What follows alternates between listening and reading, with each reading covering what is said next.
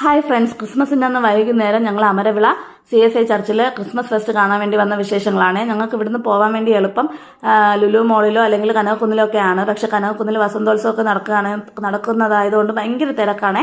വണ്ടിയൊക്കെ ഒരുപാട് ദൂരെ പാർക്ക് ചെയ്തിട്ട് നടന്നു പോവേണ്ടി വരും എന്നൊക്കെ പറഞ്ഞതുകൊണ്ടും കുഞ്ഞുങ്ങളുള്ളതുകൊണ്ട് അത്രയും തിരക്കിനിടയിൽ പോയാൽ ശരിയാവില്ല എന്ന് വിചാരിച്ചിട്ട് ഞങ്ങൾ വന്നതാണ് ഇങ്ങോട്ട്. പക്ഷേ ഇവിടെയും ഭയങ്കര തിരക്കായിരുന്നു. ഞങ്ങൾ കാർ എങ്ങോട്ടോ പാർക്ക് ചെയ്തിട്ട് നടന്നാണ് വന്നത്. പക്ഷേ വന്നത് വെറുതെ ആയില്ല. നല്ല ലൈറ്റും കാര്യങ്ങളൊക്കെ ആയിരുന്നേ. ഇത് പള്ളിയിലിട്ടിരിക്കുന്ന ലൈറ്റാണ് കേട്ടോ. കാണാൻ അടിപൊളിയായിരുന്നേ.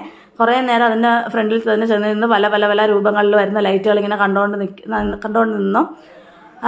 അതുപോലെ തന്നെ ഒരുപാട് പുൽക്കൂട് അങ്ങനത്തെ കാര്യങ്ങളൊക്കെ നന്നായിട്ട് അവർ ചെയ്തു വെച്ചിട്ടുണ്ടായിരുന്നു. അവരെല്ലാം ചെയ്തു വെച്ചിട്ടുള്ളതായിരുന്നു.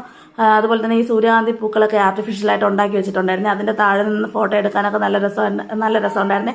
എന്താ കണ്ണനാണെങ്കിൽ എവിടെ ലൈറ്റ് എങ്ങോട്ട് നോക്കണമെന്ന് അറിയാതെ അവിടെ എവിടെയൊക്കെ കൈ ചൂണ്ടി കാണിക്കുന്നുണ്ടായിരുന്നു. ഇതാണ് കേട്ടോ ഞാൻ സ്റ്റുഡിയോ എന്ന കുഞ്ഞുങ്ങൾക്ക് എടുത്ത ഡ്രസ്സ്. ക്രിസ്മസ് തീമിലുള്ള ഡ്രസ്സ് വേണമെന്ന് പറഞ്ഞ് നോക്കി എനിക്ക് കിട്ടിയത് അതാണ്.